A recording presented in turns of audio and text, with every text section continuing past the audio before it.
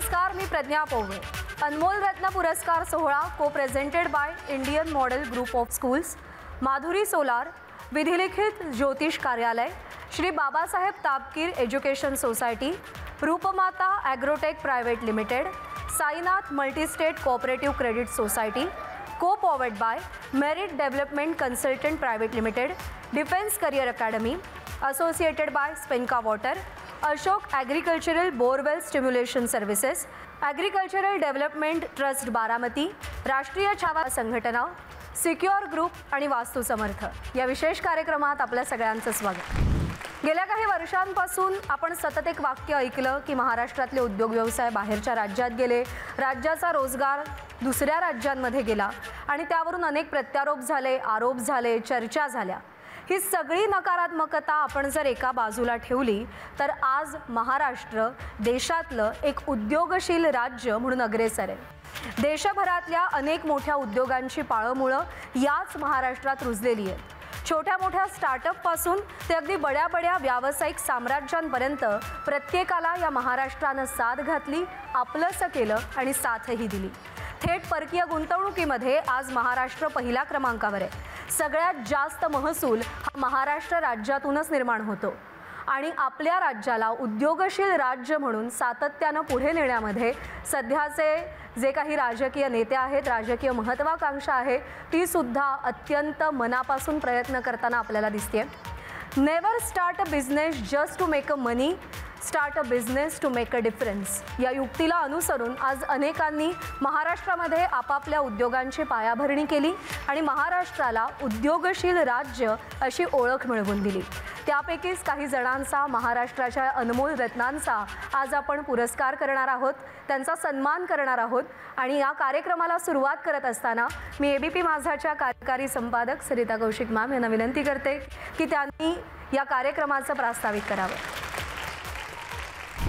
खरं तर एखादं चांगलं प्रगतशील राज्य म्हणजे नक्की काय, हा प्रश्न जर आपण आपल्याला विचारला तर कुठलंही राज्य हे जर प्रगतशील व्हायचं असेल तर त्यात एक महत्त्वाचा भाग म्हणजे तिथले उद्योग, तिथली इंडस्ट्री।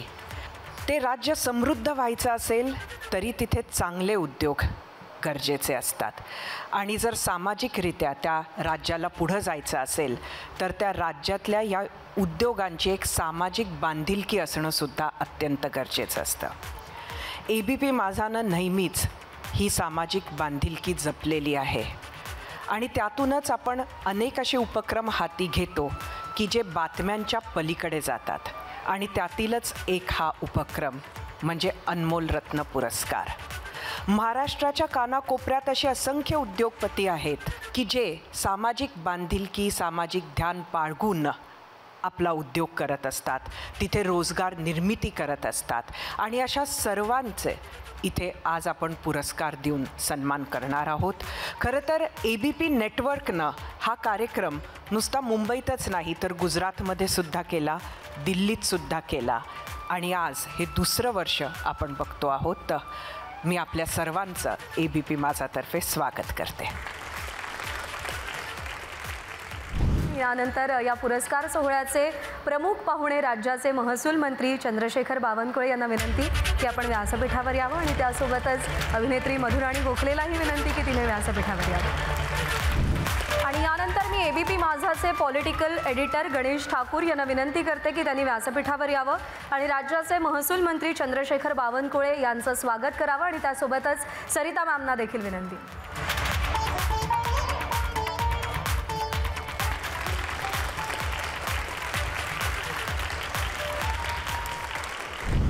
आणि यानंतर मी एबीपी माझाचे deputy output editor Bashir Jamadar यांना विनंती करते की त्यांनी व्यासपीठावर यावं आणि अभिनेत्री मधुराणी गोखलेचं या कार्यक्रमात स्वागत करावं।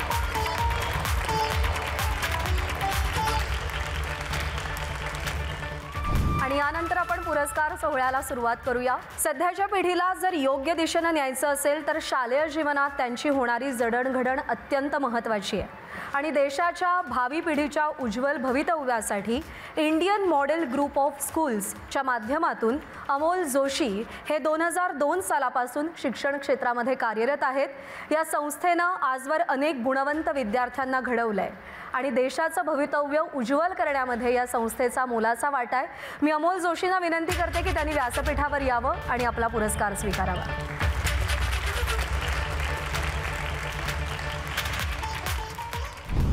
जगामध्ये तोच यशस्वी होतो जो आपल्या मातीशी असलेली नाळ कधीही तोडत नाही।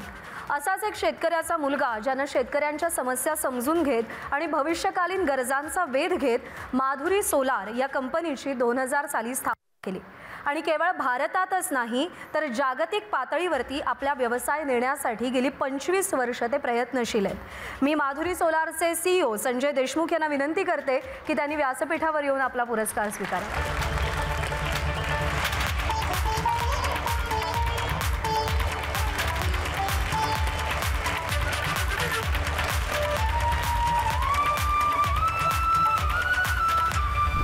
भविष्याच्या गर्भात काय दडलंय हे जाणून घ्यायला कोणाला आवडत नाही। आपल्या प्रत्येकालाच उत्सुकता असते की आपल्या भविष्यात नेमकं काय आहे आणि त्यासाठी आपल्याला मदत करतात ते ज्योतिषी। संकट, समस्या, त्रास, दुःख प्रत्येकाच्याच आयुष्यात असतात, पण त्याचा प्रभाव कमी करण्यासाठी नेमकं काय करायचं हे मार्गदर्शन करण्यामध्ये ज्योतिषशास्त्र सहाय्य करतं। आपल्या ज्योतिष विद्येच्या आधारे लोकांना मार्गदर्शन करणारे, मदत करणारे आदिनाथ साळवी अनमोल रत्न पुरस्काराचे मानकरी आहेत। त्यांना विनंती की त्यांनी व्यासपीठावर यावं आणि आपला पुरस्कार स्वीकारावा।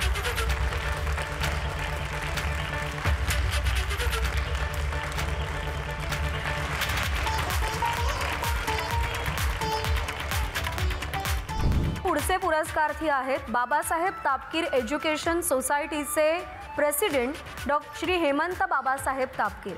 श्रम व रोजगार मंत्रालय आणि केंद्रीय सल्लागार समितीचे अध्यक्ष असताना त्यांनी कामगारांचे प्रश्न, कंपन्यांचे प्रदूषणासंदर्भातले प्रश्न सोडवण्यात अत्यंत मोलाचं योगदान दिलंय।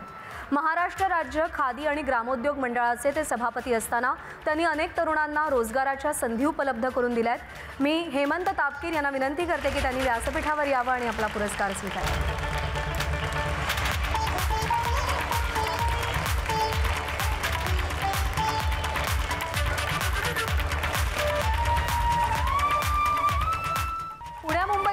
शहरांचा अवाढव्य विस्तार वाढत असताना गावातल्या तरुणांमध्ये असलेलं पोटेन्शियल लक्षात घेऊन व्यंकट गुंड यांनी आपल्या रूपमाता ॲग्रोटेक प्रायव्हेट लिमिटेडच्या माध्यमातून ग्रामीण भागामध्ये उद्योगांचं जाळं विणलं।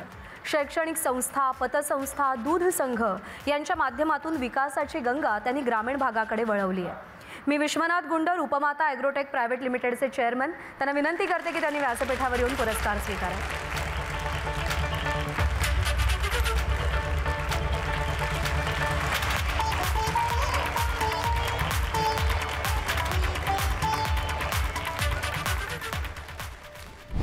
अन्न, वस्त्र, निवारा आणि पाणी या माणसाच्या मूलभूत गरजा आहेत आणि आजकाल आपण पाहतो की दूषित पाण्यामुळे अनेकदा रोगराई पसरते आणि याच सगळ्या समस्यांचा वेध घेत गुणवत्तापूर्ण सेवा देण्याच्या हेतूनं 2015 साली स्पेनका वॉटरची स्थापना झाली। उत्कृष्ट सेवेच्या जोरावरती स्पेनका आज महाराष्ट्र, कर्नाटक, गोवा आणि आंध्र प्रदेशसह इतर राज्यांमध्ये अगदी घरोघरी पोहोचली आहे। ग्रामीण भागामध्ये रोजगार निर्मिती करण्यातही स्पेनकाचा मोठा वाटा आहे। स्पेनका वॉटरचे मॅनेजिंग डायरेक्टर सुहास अदमाने यांना मी विनंती करते की त्यांनी व्यासपीठावर यावं आणि अनमोल रत्न हा पुरस्कार स्वीकारावा।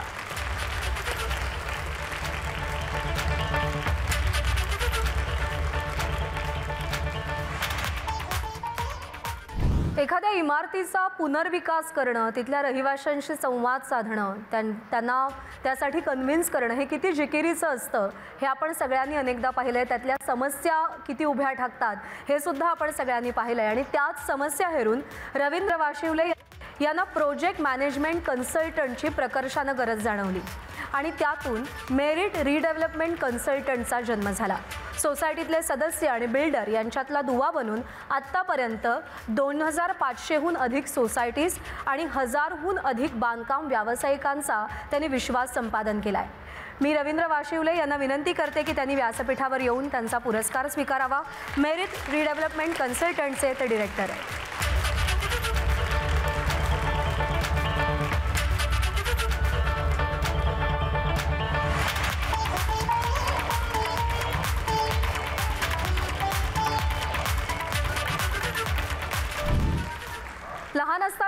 प्रत्येकानं एकदा तरी सैनिक होण्याचं स्वप्न पाहिलं असेल. देशाचं रक्षण करावं, तो युनिफॉर्म परिधान करावा असं कधी ना कधीतरी आपल्याला वाटलं असेल. पण हे स्वप्न पाहणं जेवढं सोपं असतं तरी ते सत्यात उतरवणं मात्र प्रचंड कठीण असतं. पण हाच मार्ग सुकर करण्यासाठी मानव विकास कल्याणची डिफेन्स करिअर अकॅडमी 2008 सालापासून तरुणांना मार्गदर्शन करते. फक्त महाराष्ट्रातून नाही तर देशभरातील विद्यार्थी आपलं सैन्य दलात भरती होण्याचं स्वप्न उराशी बाळगून डिफेन्स करिअर अकॅडमीमध्ये येत आहेत.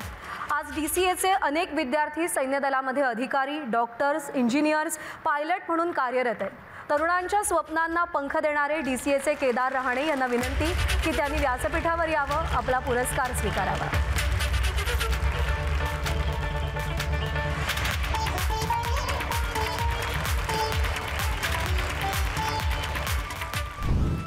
आजकाल जिथं खेड्यातल्या तरुण पिढीचा शहरांकडे ओढा वाढतोय, रोजगारासाठी, शिक्षणासाठी मोठ्या संख्येनं खेड्यातले तरुण शहरांकडे येत आहेत, अशात उत्तम जाधव यांनी कोरोनानंतर आपली चांगल्या पगाराची नोकरी सोडून आपल्या गावाकडे परत येण्याचा निर्णय घेतला आणि त्यांनी ग्रामीण भागामध्ये रोजगार उभारणीवर भर दिला. ग्रामीण भागातील तरुण, शेतकरी, व्यापारी आणि नोकरदार वर्गाला आपल्या साईनाथ मल्टीस्टेट सोसायटीच्या माध्यमातून ते पाठबळ देतात. मी उत्तम जाधव यांना विनंती करते की त्यांनी व्यासपीठावरती यावं आणि आपला पुरस्कार स्वीकारावा. साईनाथ मल्टीस्टेट कोऑपरेटिव्ह क्रेडिट सोसायटीचे ते चेअरमन.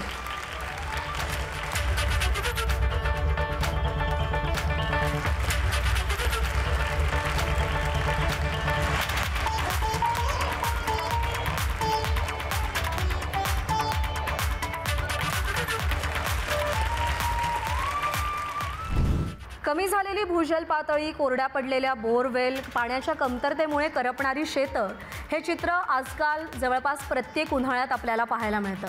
आणि हीच समस्या ओळखून अशोक बागले यांनी केमिकल स्टिम्युलेशन तंत्रज्ञान विकसित केलं. अत्यंत सोयीचं, कमी खर्चिक आणि उत्तम निकाल देणारं हे तंत्रज्ञान भारतात विकसित करणारे विशाल बागले यांना विनंती करते की त्यांनी व्यासपीठावर यावं आणि आपला पुरस्कार स्वीकारावा. अशोक ॲग्रिकल्चर बोरवेल स्टिम्युलेशन सर्व्हिसेसचे ते फाउंडर आणि कन्सल्टंट आहेत.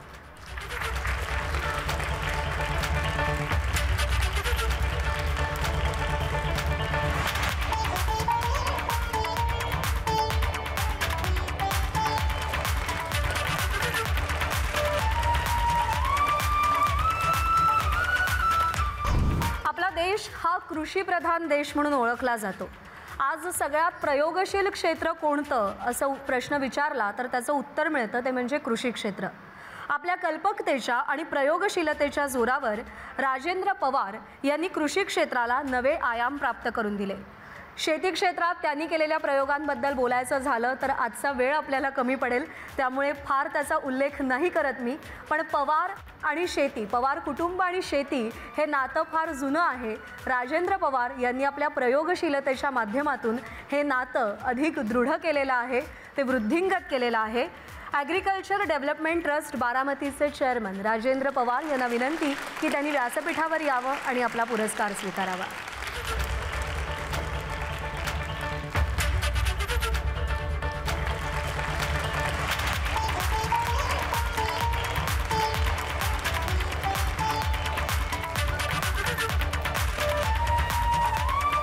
गेल्या 25 वर्षापासून महाराष्ट्राच्या सामाजिक क्षेत्रामध्ये भरीव योगदान देणारे गंगाधर काळकुटे पाटील हे अनमोल रत्न पुरस्काराचे पुढचे मानकरी आहेत. गेल्या काही काळापासून ते मराठा आरक्षणाच्या आंदोलनातही अग्रेसर आपल्याला दिसलेत. बीडसह मराठवाड्याच्या रेल्वे प्रश्नासाठी त्यांनी 10 वर्ष दिल्लीमध्ये पाठपुरावा देखील केला आहे. मी राष्ट्रीय छावा संघटनेचे संस्थापक अध्यक्ष श्री गंगाधर काळकुटे पाटील यांना विनंती करते की त्यांनी व्यासपीठावर यावं आणि पुरस्कार स्वीकारावा.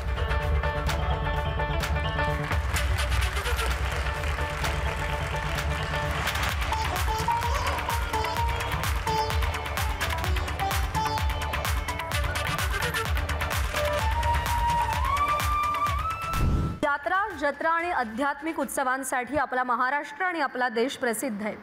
जिथं लाखोंच्या संख्येनं भाविक एकत्र येतात तिथे महत्त्वाची असते ती म्हणजे सुरक्षा आणि स्वच्छता. आणि हाच वसा घेऊन गेली 25 वर्ष रविराज लायगुडे हे सेवा क्षेत्रामध्ये कार्यरत आहेत. 2017 साली पंढरपूरच्या वारीमध्ये 2000 मोबाईल टॉयलेटची सिक्युअर ग्रुपनंच व्यवस्था करून दिली होती. अमरनाथ यात्रा, पंढरपूरची वारी, महाराष्ट्रातला कुंभमेळा या सगळ्या यात्रा जत्रांमध्ये 2 कोटीहून अधिक भाविकांना त्यांनी मोबाईल टॉयलेटची सेवा पुरवली आहे. प्रयागराजमधल्या कुंभमेळ्यात देखील त्यांनी 5000हून जास्त मोबाईल टॉयलेटची सुविधा देऊन स्वच्छ भारत अभियानात मोलाचा वाटा दिलेला आहे. मी रविराज लायगुडेंना विनंती करते की त्यांनी आपला पुरस्कार स्वीकारावा.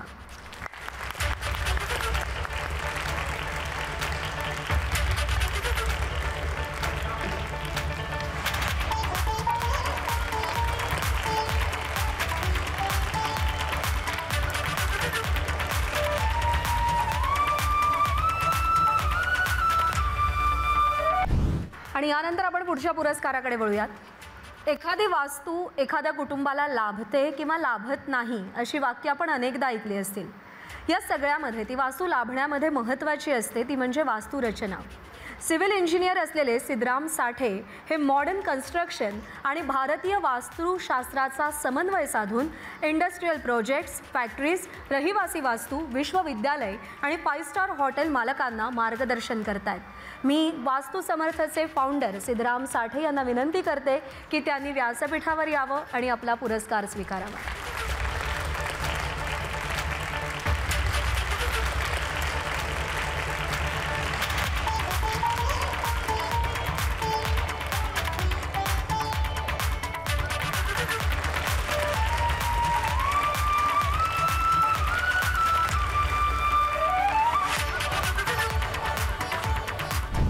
मराठी माणूस उद्योग करू शकत नाही ही वदंता किती खोटी आहे हे तुम्हा सगळ्यांनी आज आम्हाला सिद्ध करून दाखवलं.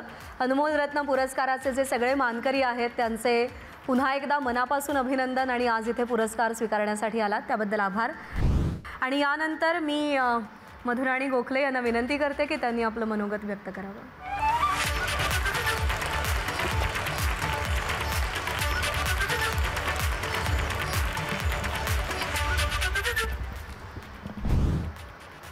नमस्कार. व्यासपीठावर उपस्थित मंत्री महोदय, सरिताजी आणि इथे प्रेक्षकांमध्ये उपस्थित असलेले वेगवेगळे उद्योजक, यशस्वी उद्योजक आणि मान्यवर आणि ABP माझाची टीम, सगळ्यांना सगळ्यात आधी मी अभिवादन करते. आणि ज्यांना ज्यांना पुरस्कार मिळाला आहे त्या सर्व उद्योजकांचं मनापासून कौतुक करते, अभिनंदन करते. एकदा जोरदार टाळ्या व्हायला हव्यात. मी नेता नाही, मी वक्ता नाही. मी एक संवेदनशील अभिनेत्री आहे. आम्हाला दिलेले डायलॉग आम्ही मनापासून बोलतो. पण काही वर्ष ॲक्टिंग अकॅडमी चालवण्याचा अनुभव असल्यामुळे उद्योग करणं आणि त्यामागे काय खटपट असते, किती मेहनत असते याचा मला अनुभव आहे. आणि ही म्हणाली तसं हे फार सुंदर की just don't make business to make money but to make difference. आणि हा सगळा बदल, रोजगार निर्माण करणं ही खूप मोठी कामगिरी तुम्ही सगळेजण करत आहात. तुमचं सगळ्यांचं मनापासून कौतुक. या निमित्ताने तुमची परवानगी असेल तर एक कविता सादर करते गुरु ठाकूरची, जी सगळ्यांना, तुम्हाला मंत्री महोदय, तुम्हालाही सगळ्यांना समर्पित आहे. परवानगी आहे का? थँक्यू. असे जगावे छाताडावर आव्हानांचे लावून यात्तर, नजर रोखुनी नजरेमध्ये आयुष्याला द्यावे उत्तर. नको गुलामी नक्षत्रांची, भीती आंधळी ताऱ्यांची. आवडलं तर वावा म्हणायचं असतं कविता आवडली की. थोडंसं ॲक्टिंग स्कूल चालवल्यामुळे काय धडे द्यायची सवय आहे. वा वा कसं म्हणायचं ते मी शिकवते. वा वा, थँक्यू. नको गुलामी नक्षत्रांची, भीती आंधळी ताऱ्यांची. आयुष्याला भिडता नाही चैन करावी स्वप्नांची. असे दांडगी इच्छा त्याची, मार्ग तयाला मिळती सत्तर. नजर नोखुनी नजरेमध्ये आयुष्याला द्यावे उत्तर. थँक्यू. गुरुला देवावा. पाय असावे जमिनीवरती कवेत अंबर घेताना. पाय असावे जमिनीवरती कवेत अंबर घेताना. हसू असावे ओठांवरती काळीज काढून देताना. संकटासही ठणकावून सांगावे या आता बेहत्तर, नजर रोखुनी नजरेमध्ये आयुष्याला द्यावे उत्तर. या शेवटच्या काही ओळींकडे गौर फरमाइये. करून जावे असेही काही दुनियेतून या जाताना, करून जावे असेही काही दुनियेतून या जाताना, गहिवर यावा जगास साऱ्या निरोप शेवट देताना. स्वर कठोर त्या काळाचाही, स्वर कठोर त्या काळाचाही क्षणभर व्हावा कातर कातर, नजर रोखुनी नजरेमध्ये आयुष्याला द्यावे उत्तर, नजर रोखुनी नजरेमध्ये आयुष्याला द्यावे उत्तर. मला असं वाटतं की हीच स्पिरिट तुमच्या सगळ्यांमध्ये असणार, कारण व्यवसाय म्हटलं की प्रत्येक क्षणी प्रत्येक दिवशी किती आव्हानं असतात याची मी कल्पना करू शकते. पण त्या आव्हानांच्या नजरेमध्ये नजर रोखून तुम्ही पाहत आलायत म्हणून सगळेजण इथपर्यंत आलायत.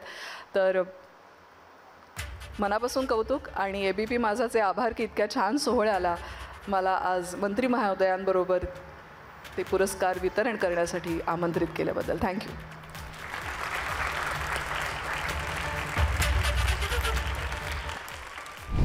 धन्यवाद मधुराणी. आणि doing business is not a easy job. त्यामुळे जे दांडग्या इच्छाशक्तीच्या जोरावर स्वप्नांची चैन करू शकतात तेच यशस्वी व्यावसायिक होऊ शकतात.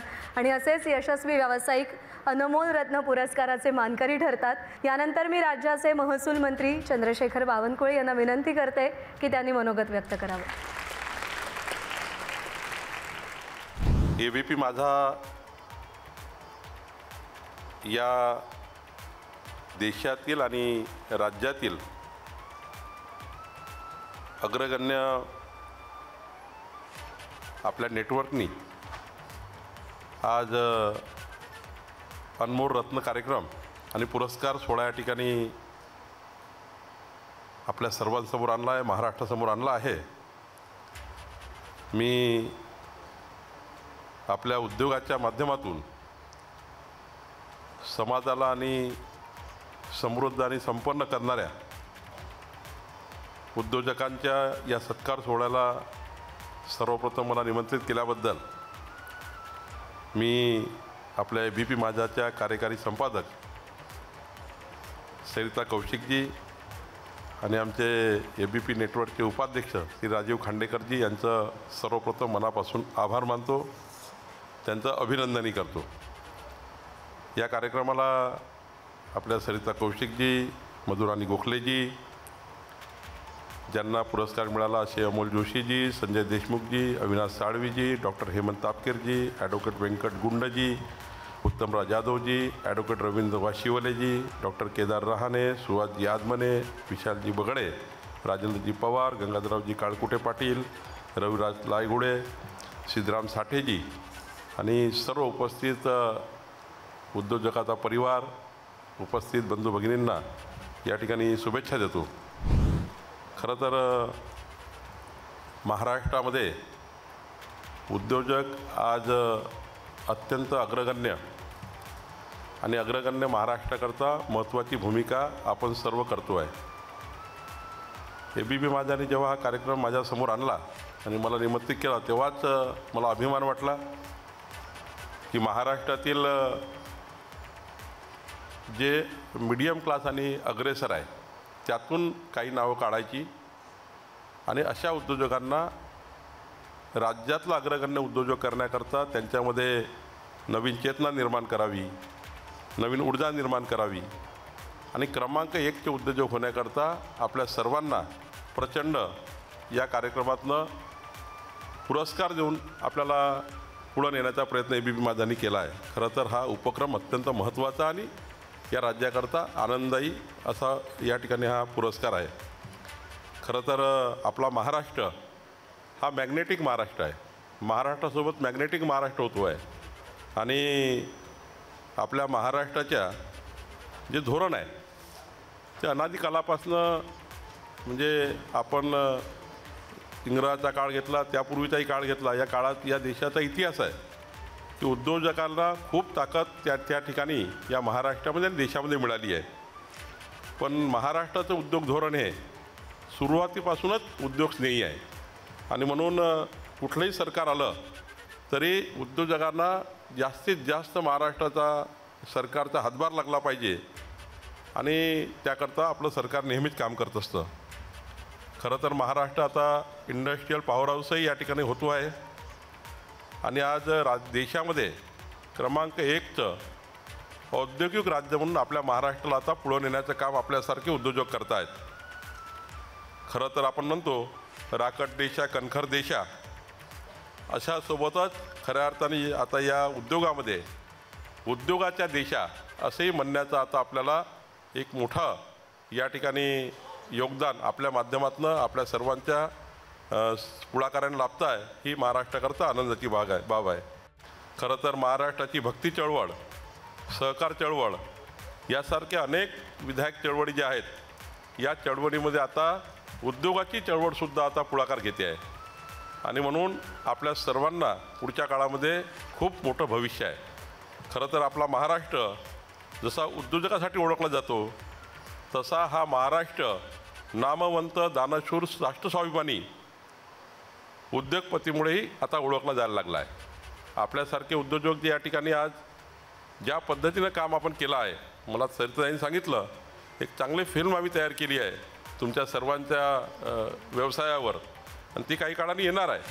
पण या ठिकाणी आपण बघतो की छोटे छोटे उद्योजक जेव्हा मोठे होतात तेव्हा किर्लोस्कर जी असतील, टाटा जी असतील, फिरोदिया जी असतील, बजाज जी असतील, अशा अनेक नामवंत उद्योजकाच्या पिढ्या याच महाराष्ट्राने बघितल्या आणि बघताय आणि खऱ्या अर्थाने तिथपर्यंत पोहोचवण्याकरता ABP माझानी आज मोठ्या प्रमाणे पुढाकार घेतला आहे.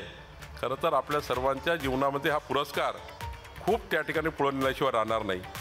खरं तर या ठिकाणी इथलं समाजमन घडवण्याचं काम आपण करतायत, समाजाचे भान जपण्याचं आपण काम करताय आणि हे वैशिष्ट्य आपलं आहे की ज्या ठिकाणी पुरस्कार देणं सुरू होतं, 14 पुरस्कार दिले, तर वेगवेगळ्या क्षेत्रामध्ये कसं काम मोठं करता येतं,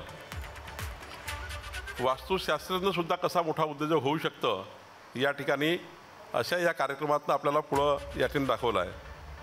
फिलांथ्रोपिस्ट म्हणजे दानशूर या शब्दाचा खरा अर्थ जाणून घ्यायचा असेल तर महाराष्ट्राच्या उद्योगपतीमध्ये ही सर्वात मोठी भूमिका आहे. दानशूरता ही भूमिका आपल्या महाराष्ट्राच्या उद्योजकामध्ये आल्यामुळं खऱ्या अर्थाने आपल्या उद्योजकाला समाज आणि उद्योग हे जोडण्याचं काम आपण केलं.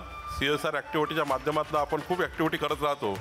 उद्योजक आणि समाज ही सुद्धा भूमिका या ठिकाणी आपण सर्वांनी या ठिकाणी पाडली आहे.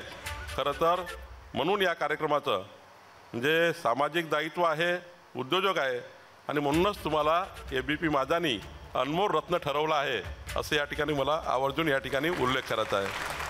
खरं तर सुरुवातीपासूनच आपल्या राज्याच्या राज्यकर्त्यांनी कृषीबरोबर कृषी विकासासोबतच उद्योजक आणि औद्योगिक समाजाच्या निर्मितीचा ध्यास या ठिकाणी केलेला आहे आणि मग MIDC सारख्या संस्था त्या ठिकाणी उभ्या राहिल्यात आणि आज MIDCचा जर विचार केला तर देशामध्ये सर्वात उत्कृष्ट जर जाळं कुणाचं असेल पण महाराष्ट्र MIDCचा झाला आहे आणि यातून आपल्याला खरं तर एक मोठा सिंहाचा वाटा MIDCच्या या आणि लघु उद्योगाच्या या MSMEच्या माध्यमातून आपल्याला दिसतो आहे. खरं तर आपल्याला माहिती आहे आज आपल्या सर्व उद्योजकाकरता आनंदाची गोष्ट आहे की 86,420 हेक्टरमध्ये आज 306 औद्योगिक क्षेत्र, 306 मोठे औद्योगिक क्षेत्र आपल्या महाराष्ट्रामध्ये उभारलेले आहे आणि आपल्या क्षेत्रामध्ये या ठिकाणी आपण मोठं काम या ठिकाणी केलं आहे. आणि म्हणून मागच्या 10 वर्षाचा जर विचार केला म्हणजे 2014 नंतर देवेंद्र फडणवीस सरकार जेव्हा महाराष्ट्रात आलं तर आपण बघितलं असाल इलेक्ट्रॉनिक पॉलिसी 2016 आली, फूड प्रोसेसिंग पॉलिसी 2017 आली, फिनटेक पॉलिसी 2018 आली, एरोस्पेस पॉलिसी 2018 आली, Maharashtra state innovation startup policy 2019 आली, इलेक्ट्रिकल व्हेकल पॉलिसी 2021 आली. खरं तर यासोबतच या पॉलिसी आणताना त्या पॉलिसीच्या माध्यमातून आपल्या लहान लहान उद्योजकांना, लघु उद्योजकांना पुढे नेण्याचं काम देवेंद्र फडणवीस सरकारच्या काळामध्ये 2024 ते 19 या काळात झालं. आणि आताही जर आपण 2 वर्षात बघितलं असाल तर इंटिग्रेटेड सस्टेनेबल टेक्स्टाईल पॉलिसी 2023 आली, IT पॉलिसी 2023 आली, एक्सपोर्ट पॉलिसी 2023 आली, ग्रीन हायड्रोजन पॉलिसी 2023 आली, थर्ड सेक्टर पॉलिसी 2024 आली, लॉजिस्टिक पॉलिसी 2024 आली.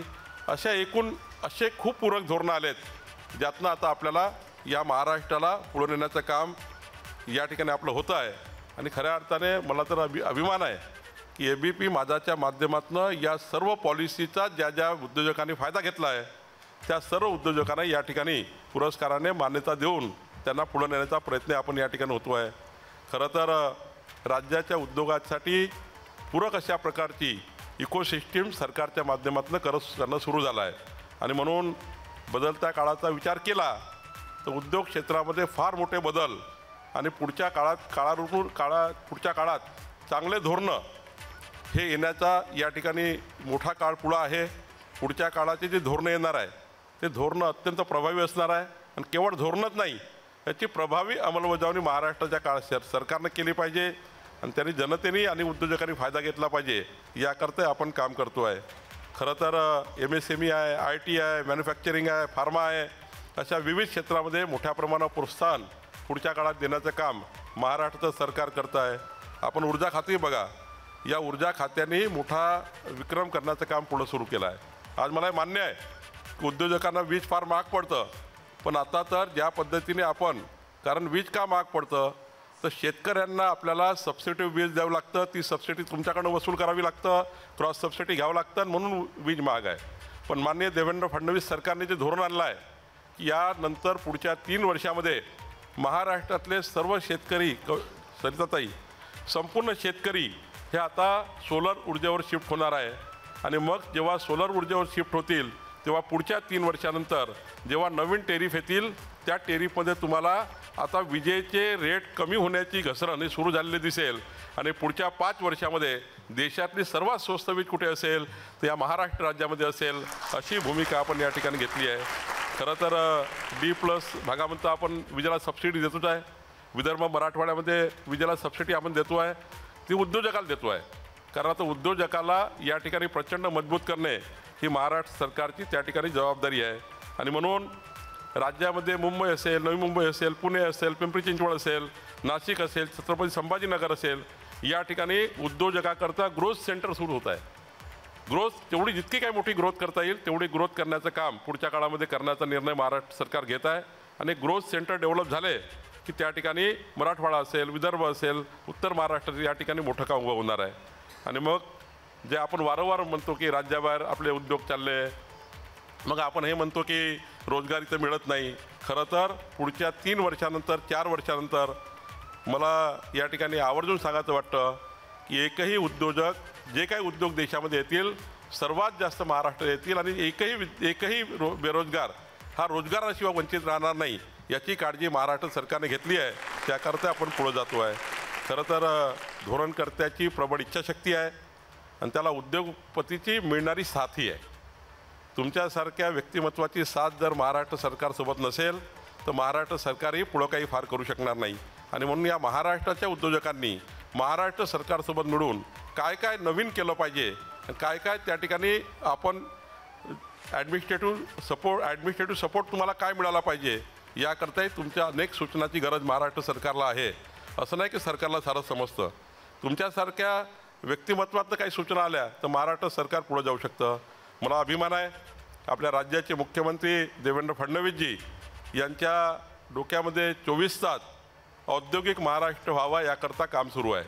आणि आज बघा या देशातील $1 ट्रिलियन पहिली या देशात जे मोदीजींनी संकल्प केला आहे, स्वप्न बघितलं आहे की देशाची $1 ट्रिलियन इकॉनॉमी करताना सब नॅशनल इकॉनॉमी ही महाराष्ट्र लवकरच केल्याशिवाय राहणार नाही, देशासोबत महाराष्ट्र उभा राहिल्याशिवाय राहणार नाही, अशी या ठिकाणी परिस्थिती तयार केली आहे.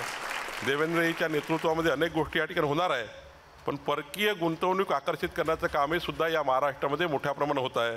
आणि म्हणून या आर्थिक वर्षामध्ये वार्षिक सरासरीच्या 95% परकीय गुंतवणूक कुठं आहे तर महाराष्ट्राने मिळवलेली आहे.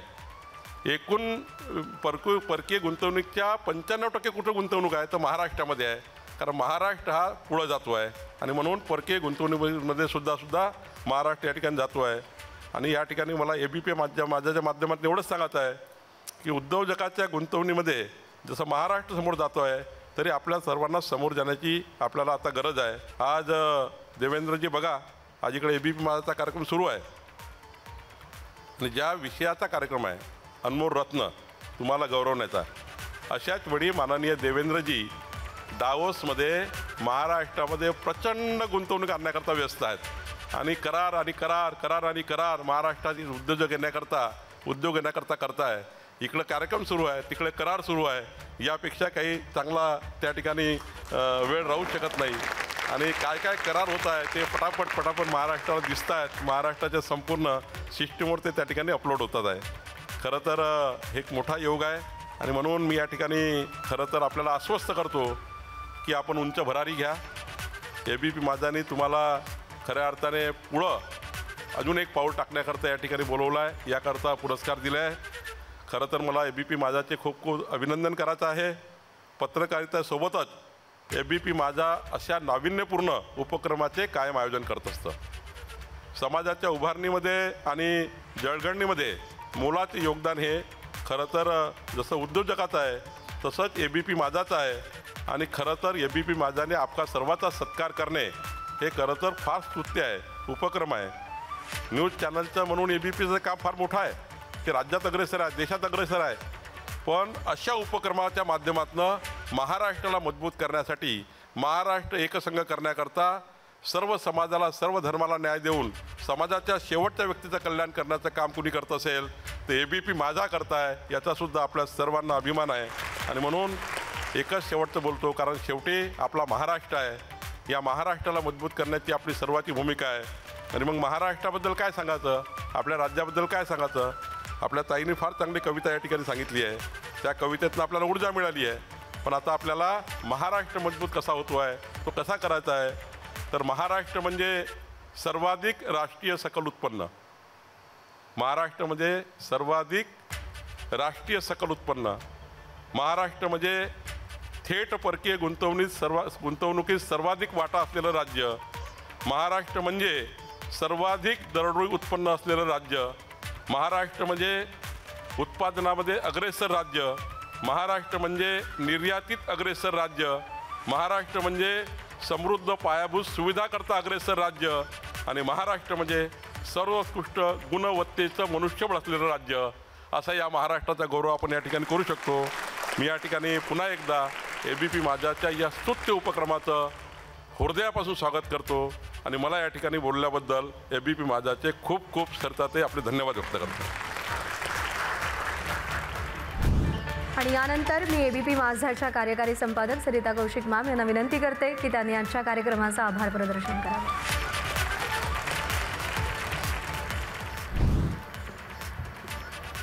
कुठलंही राज्य असो, मग अगदी बादशाह अकबराचं का नाही, त्यालाही नवरत्नांची गरज होती.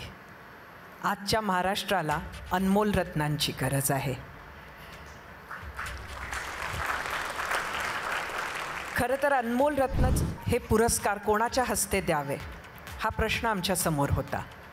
राजकीय नेते मंडळी बरीच असतात, आपल्या राज्यासाठी देशासाठी सातत्यानं काम करत असतात.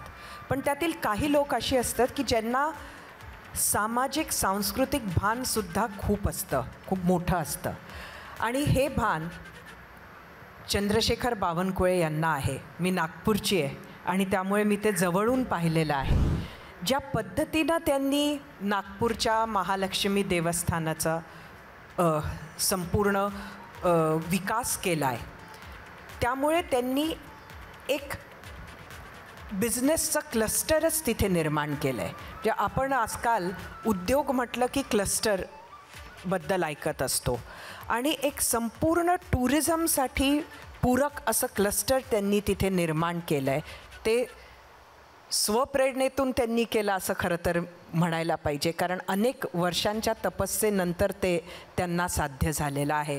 आणि त्यामुळे आजच्या या अनमोल रत्न कार्यक्रमासाठी त्यांनी यावं ही आमची इच्छा होती. त्यांनी आमच्या इच्छेला मान दिला, ते आले. बावनकुळेजी आपले खूप खूप धन्यवाद. मधुराणीजीसुद्धा एक वेगळं व्यक्तिमत्व आहे, बहुआयामी आहे, आपल्याला सगळ्यांना माहिती आहे. त्या फक्त एकाच क्षेत्रात काम करतात असं नाही, तर मला वाटतं ज्या पद्धतीनं त्यांनी आज आपल्याला कविता ऐकवली आहे, ती कविता ऐकूनच आपल्याला त्यांच्या व्यक्तिमत्वाचं एक वेगळं दर्शन झालं. आपण वेळात वेळ काढलात, आलात, आपलेही खूप खूप आभार. आणि महाराष्ट्राच्या कानाकोपऱ्यातून आलेले आजचे हे अनमोल रत्न, ABP माझाचे हे पुरस्कार आपण स्वीकारले, आपण आलात, आपलेही खूप खूप धन्यवाद. आणि यासोबतच ABP माझा आयोजित अनमोल रत्न पुरस्कार 2025 हा सोहळा इथंच संपन्न झाला असं जाहीर करते आणि सगळ्या पुरस्कारार्थींना विनंती करते की आपण फोटोसाठी व्यासपीठावर यावं. धन्यवाद.